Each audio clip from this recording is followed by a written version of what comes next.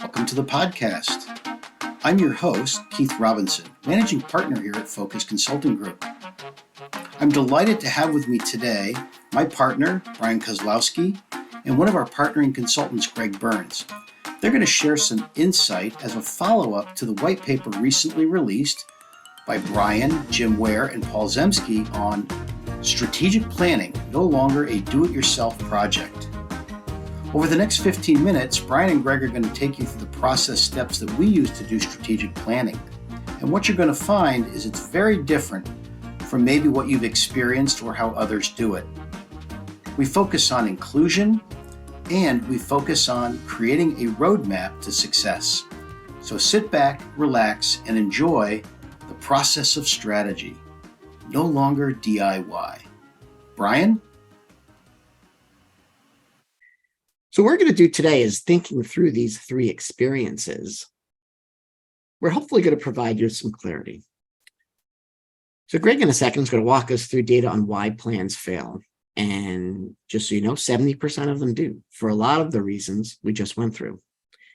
We're going to introduce you or reintroduce you to an old tool that many of you know. That's a great way to get started in the strategic planning process.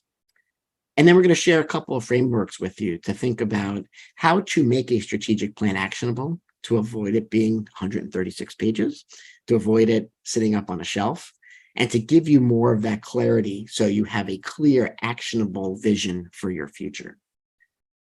So Greg, I know both of us have had experiences with some of these things. Can you just walk us through some of the reasons why strategic plans fail? Sure. Thanks, Brian, and good to see everybody. So as you can see on the slide, and as Brian mentioned, all right, data and history tells us that 70% of strategic plans fail. And on this slide, you can also see the drivers, or many of the drivers, on why those plans might fail. And to be honest, what I've seen in my experiences, and even with clients, is any one of these, and clearly several of these going on, is almost guaranteed that it's going to doom your strategic plan. So I won't discuss all of these, but I want to talk at least about a couple of them that I've seen, unfortunately, and probably failed at myself throughout my career. So the first one I really want to talk about is lack of buy-in. So too often I've seen and have done where a couple people sit in a corner office or on a Zoom and create a strategic plan, spend hours creating it, usually pretty well thought of. And then the light of day comes, and lo and behold, it's rolled out to the organization, and we're amazed and befuddled on why it's just not accepted and completely implemented as we dream that it might be. Clearly, the answer there and the problem there is lack of buy-in. Success in a strategic plan has to have buy-in up, down, and across the organization. And as we're building that strategic plan, bringing in a diversity of thought across the organization is really going to help drive success of a strategic plan and get buy-in right on the front end. The second one I want to talk about is one that unfortunately has been my pet peeve, but also one of my failures too often in my career. And it's really around progress tracking. All right. Again, even when I've been in situations where we've done a nice job putting the strategic plan together, where we've tried to look at some of these drivers of failures and take them into account and build what we believed was a strong, robust strategic plan. Unfortunately, in too many examples, I forgot to put in the progress tracking. And what happens once you do the progress tracking and you don't do that, then it's, to Brian's point, it's going to end up on a shelf or in a file on somebody's computer somewhere, because what measured gets done. And what I've seen, unfortunately, is that with the lack of progress tracking, what really occurs is that we check the box, we do a strategic plan, we're done, and the organization I worked in, we're moving on to the next shiny penny and forget the progress tracking. And that really is going to it's going to end up on a shelf or in a file, as Brian mentioned. So how do we ensure that we have better success than the norm of 30%? And how do we do some things in advance and talk about a process that is really going to allow a successful strategic plan. So I like to say back to the basics. All right, pull out your old business school stuff, a good old SWOT: strengths, weaknesses, opportunities, and threats. And just a reminder, a SWOT really is a framework to evaluate a company's competitors and to assist in the development of a strategic plan. 2, it helps a firm assess internal and external factors, as well as current and future potential. And 3rd, it allows us to get a lot of input from the organization and start to create that buy-in already early on in the process. So the SWOT is a great first step in the process to avoid the pitfalls from the wheel that we just talked about, set you up well for the process that Brian is going to speak to in a moment, and really assist you in developing a sustainable, which is the key word, sustainable strategic plan moving forward. So Brian? Thanks, Greg. And as we think about our process and think about our framework, one of the 2 things we start with when we work with clients on the strategic planning process is we tend to be more inclusive. So we prefer to have more voices in the room, people who are going to be major decision makers in the process. Now, there's a balance between having the right number and having the right voices, which is that's obviously the art and the science. But the greater the voices, the better for providing for all those reasons that Greg highlighted for why plans fail. And we start with the SWOT. And we ask folks to really reflect on where they are as an organization, because we use all of that data, the strengths, the weaknesses, the opportunities and threats, and feed that into a framework that we call GHOST. And GHOST stands for goals, objectives, strategies, and tactics. And that, in essence, becomes the framework that firms follow for the next. We look at it, we used to do 5-year strategic plans. Now, in the reality, the business is changing so fast that we now tend to focus more on the 3 years. And that gives people enough energy to be excited about the shorter time frame to get things done. It helps them to be more realistic about, every 3-year block, we have to think about where we are as an organization. And quite frankly, because we had one client say this, the problem is if you go 5 years, when you get to that 3.5-year period, folks have a tendency to say, you know what, we'll put that off to the next plan. And you wind up having a 1.5-year block where not much gets done. So a 3-year plan, looking at the GHOST. And what is GHOST? So if you're thinking about a picture, think about GHOST as a plane. And you're going to go from 30,000 feet all the way down to the runway. And the 30,000-foot view is your goals. So from a high-level perspective, what are you trying to achieve? And, typically we see anywhere between 3 or 4 goals per organization. I'm going to provide a pretty simple example of a GHOST today. So a goal, you think about the beginning of the year, and a lot of us think about our health and being a healthier version of ourselves. So a goal as an individual might be, all right, be the healthiest version of myself. It's very broad. We often find with goals is they can be evergreen. And what I mean by that is they can carry over from one strategic plan to the next, because they are really foundational elements for who you are as an organization, or in this case, as an individual. And they really provide great direction. But that's very high level. It helps to point you in a direction, but not much of a direction. So we go down a tick from there. And in supporting those goals are a set of objectives. Again, you'll see the number 3 to 5, 3 to 6. Now we become more specific and more quantifiable. We don't attach any names. So in this, using the same example. So again, my goal is be the healthiest version of myself. One objective might be to lose 10 pounds. Okay. Now a little bit more exact. I know what I want to do and how I want that to look.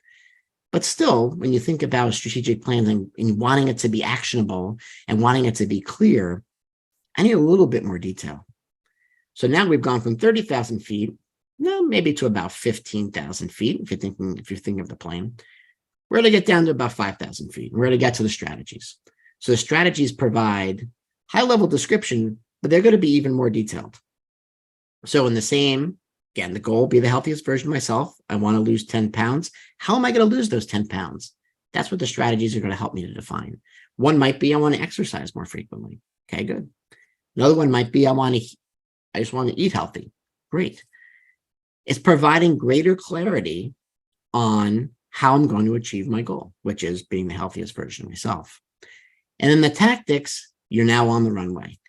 And as a detailed person, I love tactics because when a strategic plan is built and you're living into it, the tactics are where you are. It's the day-to-day operations of how you're going to execute on the plan. So continuing with the same example, one tactic might be to satisfy my strategy of exercise more frequently. It might be I want to buy an elliptical machine by August 31st of 2023. So I've gone from being very general to just be a healthier version of myself to being very specific of I'm going to do that by buying an elliptical machine by the end of August. So I know and I can trace back, all right, where we want to go, how we're going to get there, both very specific and a little broad. But then I have very actionable items. For eating healthy might be to one tactic, and again, there could be, it's going to vary based upon your strategies, might be to investigate weekly meal services by September 1st.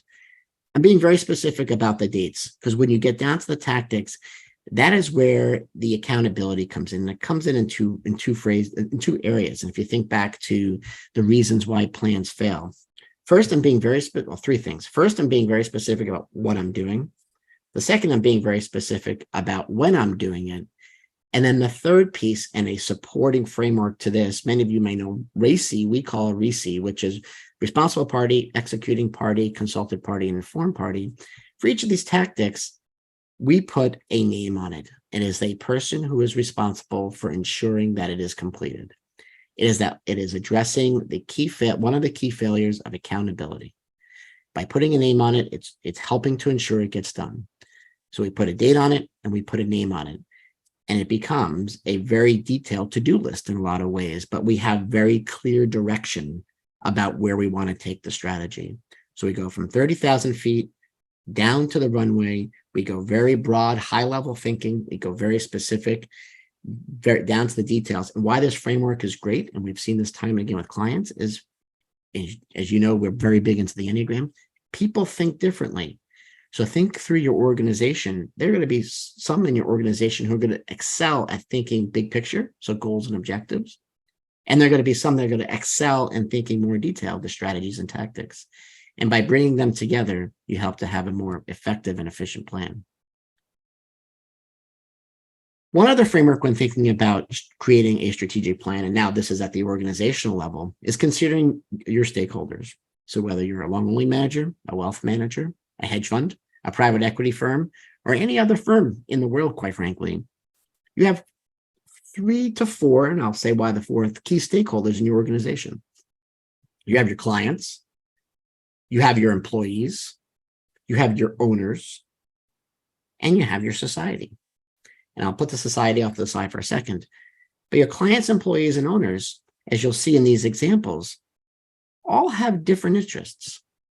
So what's interesting to clients, strong performance, quality client service, is going to be different than what's important to your employees, which might be a strong reward system, a strong professional development plan.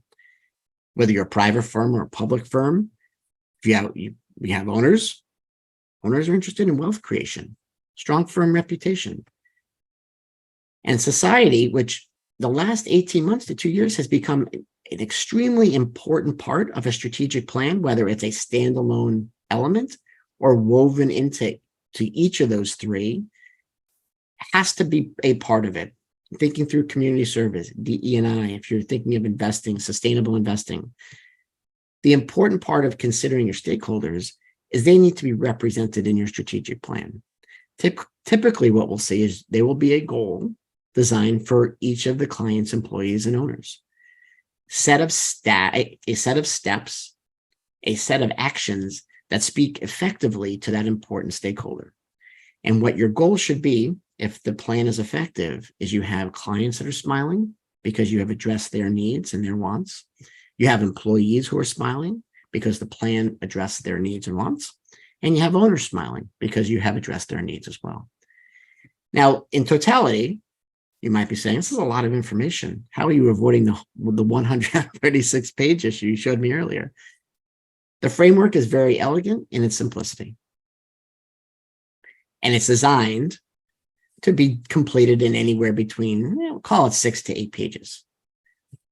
But drawing on these frameworks and being very clear about accountability and dates is a key element of it. So I'll leave you today with one key takeaway in thinking through what makes an effective strategic plan. We call it the 3 Ps. First, it starts with developing the plan. Following a framework that's clear, that's actionable, that gets more voices involved, that has the accountability built into it. The second part of the people, and that's split into 2 pieces. We looked at resourcing as one of the failures, acknowledging who you are as an organization and what's realistic. What can we get done realistically within a plan in the time frame that we want to be able to do it? So that's one side of the people. The other side of the people is getting folks involved. An effective strategic plan from the development and both the action should be a plan of the firm. So using tools like the ability to have folks involved, putting them on the responsibility matrix, all very important for getting voices in the room. And the last piece, purposeful decisions. Having a clear decision rights matrix for who is making the decisions. Thank you, Brian, and thank you, Greg. We appreciate your insights into the process of strategy, and it clearly is no longer do-it-yourself.